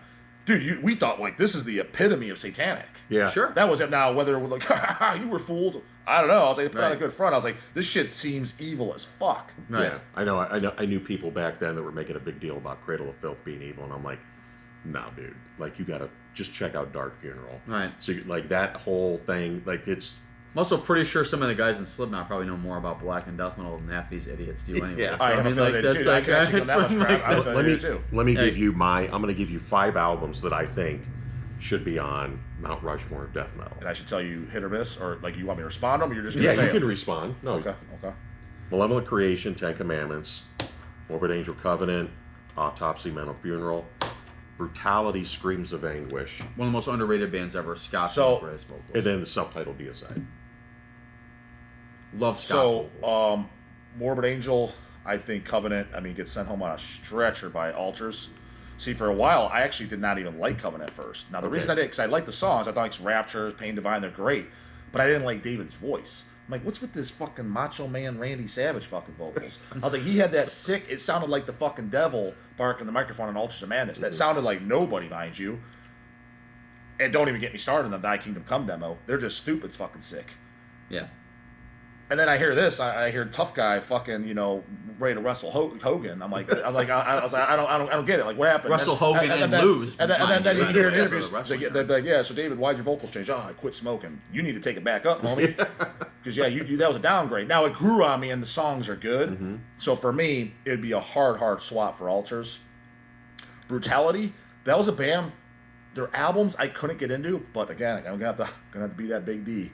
Fucking love the demos. Mm-hmm. Love the like that's what I love. I think I love their demos. Are underrated bands. Scott Riegel's vocals. He's my favorite vocals. He's on my list of vocalists because his vocals. Oh, they're powerful. Because it is Brett Hoffman, David Vincent, Scott, John Tardy. Just because he's so fucking unique. Martin Van Drunen. I think Reaper is my favorite vocalist. Who else you had Autopsy, Mental Funeral. Yes. See, for me, I swap it out for Severed Survival. Okay. Because I love Severed Survival, and to me, after that, it was kind of more. They just became more. To me, it was kind of more of a doom band. Now, don't be wrong. I think they sound. It's gritty and it's nasty, and it represents underground metal, as opposed, like, for example, as much as I like Vader, again, I try to look at the shit unbiasedly. How people say Vader is kind of a commercial metal band, but I just think they're great. You know what I mean? But Autopsy, when I listen to songs, I'm like, they bore me, but I was like, it has the death metal and underground spirit. So that I can like and always respect for it. Okay. And I'm the only other person I know that doesn't like Mental Funeral. There's only one other person on this planet that I know that likes death metal and shit. Is Don. Yeah. Okay. Everyone else gives me shit for like, dude, you're a fucking idiot. Like, I probably am because I don't know anyone else. I had a question for you, but just quickly with the 4, because I did. I'm a big Swedish death metal guy, obviously. I had to go if I had to do what I do Entombed, Dismember, Unleashed, and Grave. I think that's an easy Mount Rushmore. You know what's funny? My initial, and you could swap them in there when I was making my Rushmore. Dismember was one I was just going to put in the all-time Rushmore. That's my favorite. That's again a band that I like every single record by, and out of all those fucking chomos, they're the only band that stayed death metal. That's right. Mm-hmm. Yes. Grave cover and Alice in Chains. Like, what are you thinking? Okay, because he was talking about Hating Life the other day. That Grave album, not just like Hating Life, the hardcore. It's been a rough couple months. Yeah, they had the font logo and this shit's fucking garbage. Now, I haven't heard it in over 20 years. I can't do it, but no, I agree. Dismember, and were you at the Hate Campaign tour? Was it Grave and Dismember? Grave and Dismember played together. No, at Peabody's was the Hate Campaign when I. That's 2000. It was at the Ballroom. No, you might be before my time. Grave played with Dismember. That had been early '90s, and that's No, it was. I'm gonna have to go back. I'll have to look at my ticket stubs. That's the show. It was Grave and Dismember, and you went in the back of the. Remember I told you this? Roughly, what we talking 2000s? Mm-hmm. Early. It was right Grave, when I saw. No, it was right when Grave came with Back from the Grave. It was yeah, right Dismember wasn't with them though. It was Grave and Dismember. I have the. That's crazy. I don't remember that. Dude, I was at that show. As a matter of fact, it's so fucking stupid. Like, why do you remember this shit? I was at that show. It was at the Agora. Grave played. That's where Joe from Black Trinity gave me the Black Trinity demo. It just came out. Check out my new band. And actually, I know that. And I thought actually that was with Hypocrisy maybe, because Dismember 100% played the Flying Machine in 2000 Hate Campaign tour. I got photos at the show. I got photos with the guys. I got all my shit signed. Yeah, and I had a general surgery discovery with Matty Karki. I was definitely wrong about. And if I heard Dismember was coming to Cleveland, I didn't see them on Hating Life either. I didn't see them. I saw them in 06 with Dismember? Yeah, Dismember or 05 or when they came to the Agora again. This is years later. What? Dismember. Yeah, I didn't see him at the Flying Machine. I saw them at the Agora. At the ballroom? Ballroom. Yeah. This is it was with Grave. I'm telling you, like that was 05 that show. Yes. 05. I remember seeing Grave. Did they play? Then they played. I remember seeing them. Because I remember left before. That was like because I went with my buddy Ethan back then, and that was the show that I went inside, and it was like 1,000 degrees in there, and I had a hoodie on. Yeah. And I walked. It was winter. It was winter time when they played. It was colder, but it was raining. Okay. And so I walked up. I was like, "Hey, can I put my hoodie in the car?" And the guy was like, "Yeah, go ahead." Grave played that show. And I went out, put my hoodie in the car, and it was like torrential downpour. And I fucking remember I told you this. I ran full speed. Yeah. In the rain, it was like dark, and I fucking ran into the pole under the awning. We can get we can get Paul on speakerphone. He'll probably remember what the temperature was, what shirt somebody was wearing, what car they were driving. I was away running from the full color. speed, and I fucking hit that thing. It was like something out of a movie, and there was a homeless guy sitting there, and he was like, "God damn!" And I fucking bent the pole, and it was like that. And I walked in, my hand was, I fucking. It was a late show. I remember being a really late show. Yes, too. It was Grave and Dismember, and I remember Dismember was pretty much done after that. And I was like, it was probably more like mid. Yeah, 05, 06. Yeah, and that's why when Death Fest this year, I was like, holy shit. Yeah. Because I didn't see him in 2000. You saw him in 2000. I didn't see him. 2000 Hate Campaign. I didn't see him back then. And Hate Campaign is it's actually my third favorite Dismember album. My favorite is Like Another Flowing Stream, then Decent and Obscene, then Hate Campaign. I would go. My third favorite is Death Metal. It's autopsy and Iron Maiden wrestling in a snake pit. It's great. It's perfect. I love it. But I mean, some people, like, not so much anymore. But I remember back then, a lot of people didn't like Massive Killing Capacity. I love it. Like, say, here, I love it. Yeah. I was like, dude, Casket Garden, that's like one of the greatest songs I've ever written. It's awesome. Like, I think again, compared to now, it's like, I mean, so many bands doing stuff. It's like, you know. Mm-hmm. I also threw some honorable mention vocalists in. Because I couldn't fucking pick, dude. You know me. I'm like always. Yeah, it's tough. Yeah, you guys said top vocals. I'll be interested in what you're saying because I'll give my take. And again, the caveats and disclaimers. No, it would be mine. It would probably be Reefert. It would probably Reefert, Matty Karki, John Tardy, and I would probably throw in. I would throw in Scott from Brutality. Oh shit! None of those are mine. What are yours? So as far as top death metal vocalists all time, now again, before I get the fucking what the fuck's this idiot talking about the good shit, is Chris Barnes. Chris, yeah. And the reason why I say that is what I liked about Chris too is because, dude, on every Cannibal album that he's on, listen to all four. Like nobody ever said this before me. At least I never heard. Not one of his vocals sound the same. Not one. Yeah, well, the closest that they sound is Butchered at Birth and Tomb of the Mutilated, and even that is not the fucking same by any means. Right. His vocals are super fucking cool, and they don't sound like anybody. Yeah. I always liked him on everything. Definitely distinguished, and definitely pushed it in an extreme way. How do you feel about him now? He sucks. But I mean, I don't get why he's that fucking bad now. It makes no sense to me how he has to be making a joke out of it. Like dude, it's. And I like his stuff on even 6 Feet Under Haunted. What's cool about Haunted's that? fine. I love that. So I don't give a fuck what people say about it. I like the first three three albums. I think it's a fun albums. album. Yeah, Haunted's fine. Yeah. No, I actually like the first three records. Okay. What's kind of cool about it is it's kind of like groove death metal, and he's still, especially on Haunted, he's growling, but you can understand what he's saying. And not that you have to understand what he's saying. I'm not saying that, but it's kind of cool to hear growling vocals that you could easily sing along to. Yeah, that's why people like Deicide so much too. Yeah, it's pretty more distinguishable. Yeah. It was a little bit. Now, let's call it like it is. Unless you're following the lyrics, and even on some of those songs, it's a little tough. You're not exactly fucking singing along to Mortician. You can if you follow the lyrics to some, as I've tried it. But I mean, I don't think you really meant to. It doesn't. I think it that's can, really it the was- vibe. I mean, like, yeah. No, I know, but I mean, when you know the words, Right. like, there's definitely some songs I do know the words. you Yeah. know? I mean, I listen to Arch Destroyer record. I don't need to. I mean, it's fine. I listen to so much grind and noise. But It's outside like, that, as far as top death metal, as far as vocals, it's so funny because it's so weird because there's performances. For example, like I love David Vincent's vocals on Altars of Madness. Sure. Just one record. Yeah, once he got the You don't like cowboy him on hat, he Blessed. lost me. It's 50-50. Did 50-50. you notice he had those vocals on half the record and then the fucking Macho Man vocals on the other half? You're ruining Macho Man for me. It's more than you're ruining. Like, I don't want Macho Man to get ruined. I wish you would have picked a different wrestler. To me, I love David Vincent's vocal because back in the day, when I saw on Hells Headbangers Ball, Right. God of Emptiness. That's a great Saw song. No, that well, yeah, video, yeah. and I was just like, dude, this is fucking. How'd you I'm like to just being a- bow to me? Dude, I fucking loved it Like back that? then. I was like, this is so fucking evil back then. It is you know, pretty evil, that's- especially growing up. I mean, I grew up in like normal religious household and shit. So it's like Yeah, it was extreme. watching that shit. I'm like, oh my god, I gotta. What the fuck is What this? reason I was need that? it. What was this? So Sound like formulas. We stole formulas I from like the formulas too, library. yeah. That's an age, show my age, that kind of stuff. I love that record. That was the first time I saw him. Was on that tour. It was Formulas. And that was at the Flying Machine as well, 98. So you got two. You got. I'd have to put the GB in there, Glenn Benton. Now, people are going to argue, yeah, dude, after the first two, he sucks.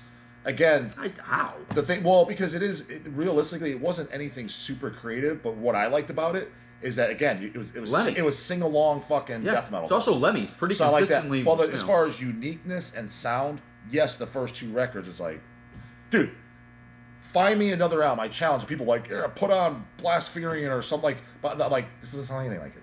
Like, No. I was like, give me a band where the vocals sound like the first Deicide. I have yet to hear one ever, and I've got Yeah, some see people that? will sound like, well, check this out, check this. I'm like, dude, I thought I was listening to fucking Will Rauner. What the fuck do you think? Yeah, what are you talking about? it's, This doesn't sound anything like. I'm like, I was all right. You got something? It's almost like a bridge between a Demolition Hammer type thrashy kind of thing and a death metal. Right? It's unique. Yeah. Definitely is its own thing. So there was that. So the first two extremely unique and cool, and then after that, where he tore his tonsils, he tells a story on that interview with Craig. That's why his vocals changed. Okay. Um, Because Yeah. I never really thought they changed so much. Where yeah, it was he like said because he kind couldn't do it because he was on tour. He had to get his tonsils removed, and the surgery was like a week later. They went on a European tour. Oh, wow. Saying he's like, yeah, it permanently changed his voice.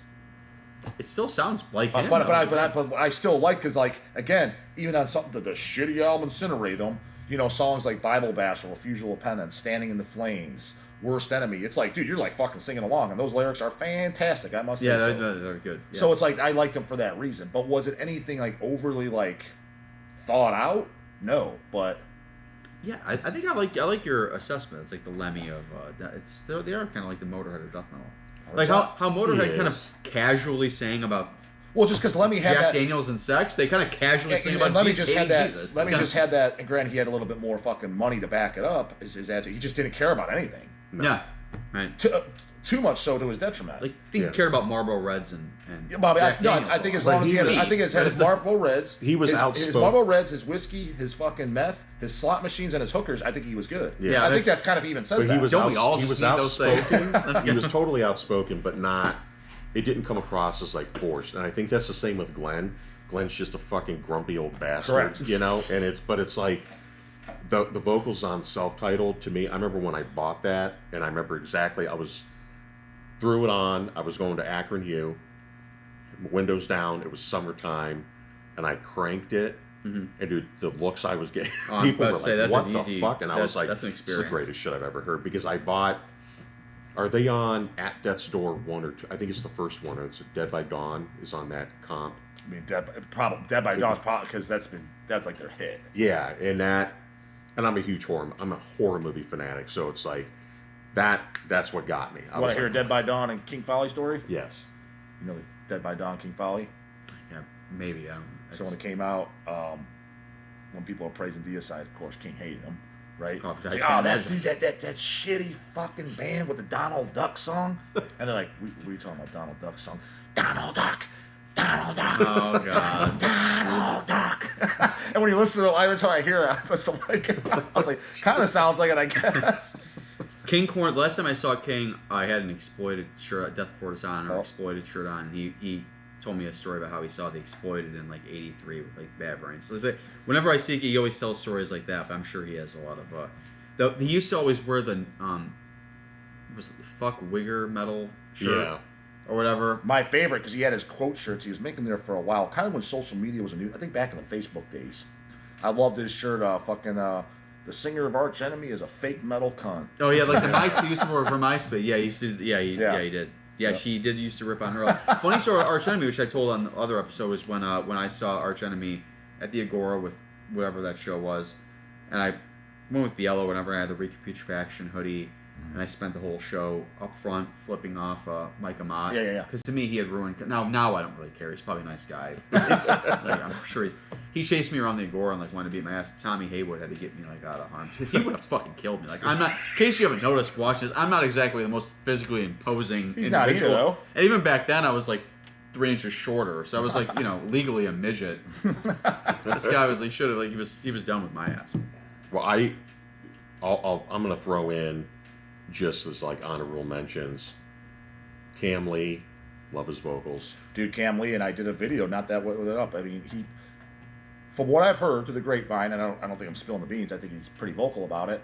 Is Cam is kind of bitter with the scene because he feels that he doesn't get the credit for creating the death metal growl, the Cookie Monster vocals. Dude, people say like because he feels he created it. And the thing I feel is, like Barney did a better Cam Lee than Cam Lee. No, but if you go by years and shit, I kind of agree that he did. Yeah, he did. I see that. I mean, like, realistically, who is it? Because the argument is because he sang on the Mantis demos, and that's 84. Mm-hmm. However, I would be like the coach stepping in. I'm like, that's getting a little aggressive, Cam, because honestly, those garage recordings, which I love those demos, the Death by Metal demo and the Reign of Terror demo, both in 84, you can't really tell if you're growling or barking. Yeah. So I would just discredit those as far as where that started. Yeah, that makes sense. But the first Massacre demo is 86, and he is legitimately growing on there. And it's distinguishable. It's a great sounding recording. Yeah. 3-song demo, Aggressive Tyrant, Mutilated, and fucking Death in Hell, my personal favorite. And he's purely growing. And I put the challenge, like, what other album, album or demo, anything where there's growling vocals? But we're all possessed. He wasn't growling. That's not a growl. Also, like again, people really. I'm a huge. People know too. Kip knows. Viewers, everybody knows me. Knows like Napalm is one of my top 3 favorite bands of all time. Mm-hmm. Besides Motorhead and Kiss, like that's Napalm is my 3rd favorite band of all time. And Barney's even understandably like he did kind of emulate. Oh yeah, 100%. But you also like how many death metal bands.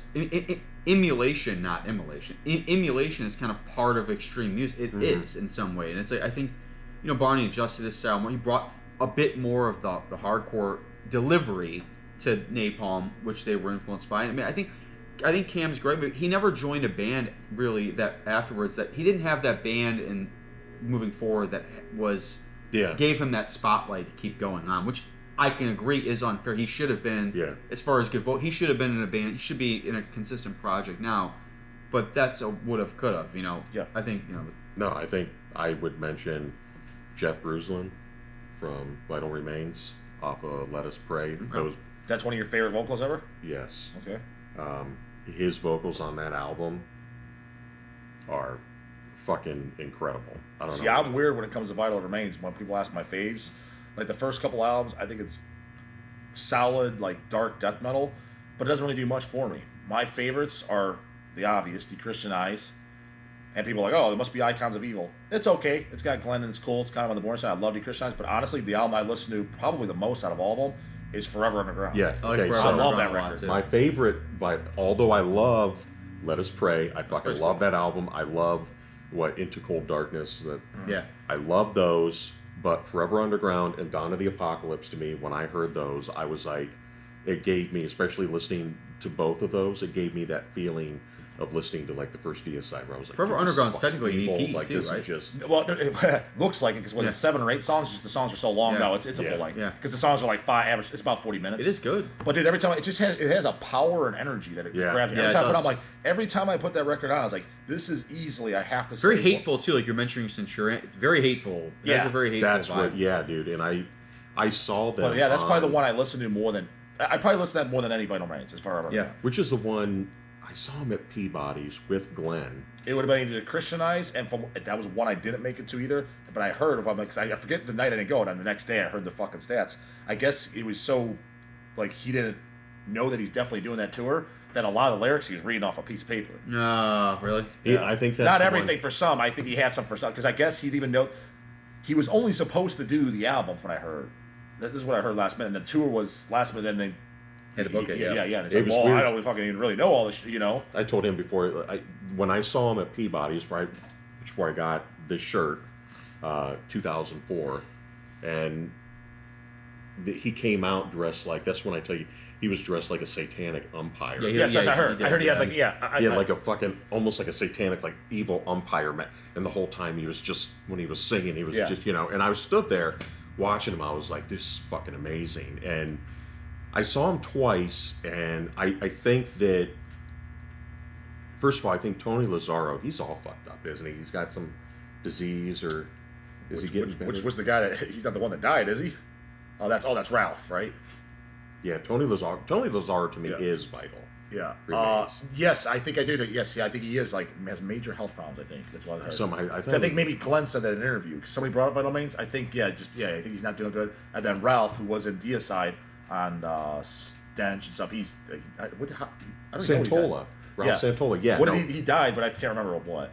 Yeah, I can't remember either. I was at a Catatonia show at Peabody's as well, and just randomly, I walked by the bar, and Jack Owen and Ralph Santola are standing there. And I was like, what the fuck? And I was like, what are you doing? They're like, oh, DSI's playing in Toledo tomorrow night, so we're just kind of, we have an off night. And I was like, oh, all right. And so I talked to Jack Owen a little bit.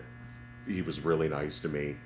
I turned to Ralph, and Ralph was also in some other, like, hard rock groups and shit. He kind of, you know, provided guitars for one band called, I think it was Millennium, possibly. I could be wrong. Yeah, I think it was Millennium. But I think the one singer, I always thought his name was Jorn Land. Mm-hmm. And I was like, hey, you know, I really like your work with Jorn Land. And he went, it's Jörn Landa. And I just went, all right. And I just turned around and looked at Jack Owen. I was like, all right, man, thanks a lot. We'll see you later. And then it was a couple years later he passed away. But no, it's like, I was going to say Dave Suzuki. Yeah. That dude. Well, you got revenge on his kidneys. Oh, is that what happened to him? Was that what happened? I don't know. I'm just guessing. I don't know. Jesus Christ. But yeah, but that's when I saw Vital. Dave Suzuki was just fucking incredible. Absolutely. Yeah. And I think maybe Derek Roddy was drumming on it one gig. You know what's funny? With that being said, because that was one of my biggest regrets when Christianized came out and Glenn was singing. I don't think I've ever... No, I did see Vital Remains. Let's take that back. I remember when they had fucking that Vin Diesel looking motherfucker singing. And dude, what a fucking ass clown, too. I remember he's like, yeah, this next song goes out to Embalmed. And people in the crowd like, it's Embalmed. There wasn't Embalmed. I know, there is. There's a few of them. Hell, actually, there's Embalmed Boiling Humans, and there was Embalmed one Hell's put out. The guy from Embalmed was like, fuck yeah, finally. Not you fucking idiot. We're talking about Embalmer. He's like, oh, it's been... You know, actually, with that being said, yeah, it's like, it's Embalmer. We can maybe make this towards the end because I'm getting fucking hungry. Gotta grab some grub. No, that's... Oh, yeah, we're usually... Finishing up with Mount Rushmore Death Metal, I wouldn't say I put this on Mount Rushmore, but as far as independent vocalists on a release that I think are some of the best vocals ever, again, little bias, picked it up when I was 14, fucking loved it. Guy's a fucking knob and a half, and from what I understand, a piece of shit and a half. Severed Remains. I agree with you. We'll wrap it up. Is Rick Fleming from There Was Blood Everywhere. Oh, yeah. I like his vocal performance is just great. Between the lows, the gurgles, the highs. Not the greatest human being that was ever from what I understand, it's pretty low. Yeah. That's been confirmed by multiple people. Right. And I think to leave it at that. Correct. But I mean, credit is given where credit is due. I loved his vocals on that. And when Paul took over, I thought he did a very good imitation. Does a great job. Yeah. Mm-hmm. I was like, because when I heard they're stuck, I'm like, dude, if you don't got Rick, as much as that guy's a knob, I was like, that kind of made the sound. Absolutely.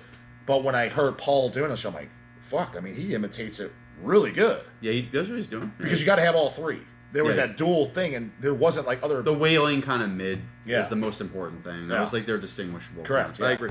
So, but I remember when I first picked that There Was Blood Everywhere up, I bought it from Relapse. I'm like, holy shit, they're from Cleveland too? Yeah. These guys I always tell them they got to play Bloodsucking Freaks. It's my favorite song. Yeah, it's fucking great. Oh, dude, I fucking love it. Yeah. So, you heard that, and I was like, dude, these fucking vocals are fucking awesome. Oh yeah. Well, this was fun, man. We had a really good time. This is great. Yeah, I'll be honest with you. I'd love to do it again. Yeah, sure. About anything. I mean, we do all kinds of different topics and shit like You that. wanna? I would say hold them down. And I'll steal some shirts, but we need about 4 more people to hold this motherfucker down. We should have. We're doing this with Chase next. I could take him. Like, you could hold him. Like, you know, it's like. You know, it's funny if you can convince Eric or Chase to come on and do this. I think it'd be great because people ask me, "Hey, can you do one with your brothers?" I'm like, it's not that I can't. I wouldn't mind at a table. I'm not going to snuggle up with my laptop when I record it. I was like, to be honest, I was like, dude, we've known each other all this time. We've done Hells. I was like, it's kind of.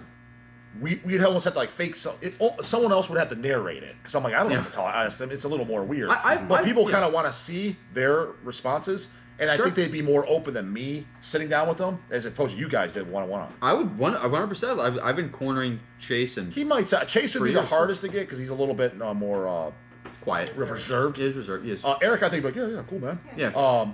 But I think Chase, because since he knows you and now he's more open up, he'd be like. Yeah, I could see you getting him. He's yeah, definitely. He's but I know people want to. I've had people even ask me personally, like, dude, you got to like do a video with your brothers. I'm like, I'm not against it, but it had to be something else. It's just weird. I think if people that are from around here understand why that's maybe a dynamic that's different than like.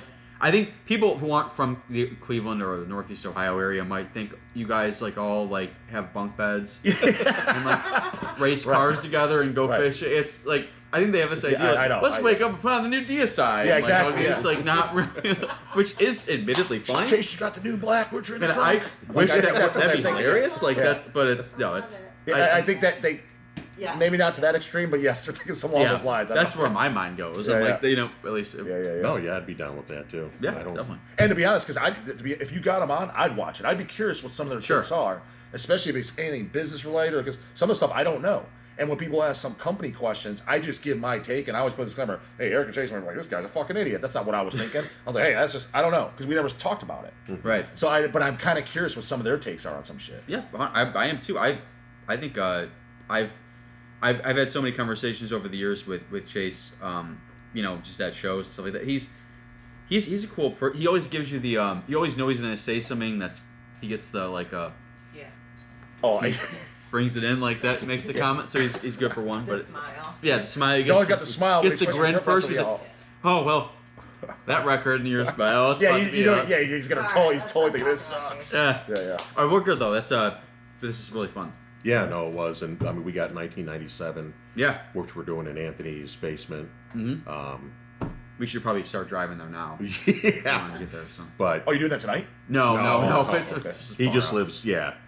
But yeah, after that, I can't remember what else we had. I think we have 1990, and then we're done with the 90s, and then we're doing. Anytime, dude. Anytime. I'll have him. You know, now that we're in that kind of three-way text thing. We can throw ideas out, and if you're down with one of them, if you want to do it, we'll hit you up, and you know we'll. What I'll do too. When are you posting this? I'm gonna get it up. Oh, okay. I didn't know if it goes up right away because I was saying I would do a video. You know what I mean? You guys are gonna see a fucking video of me advertising. Get your ass over and watch this. Right. So. All right, man. Thanks. Thank you. Cheers. Cheers. Later.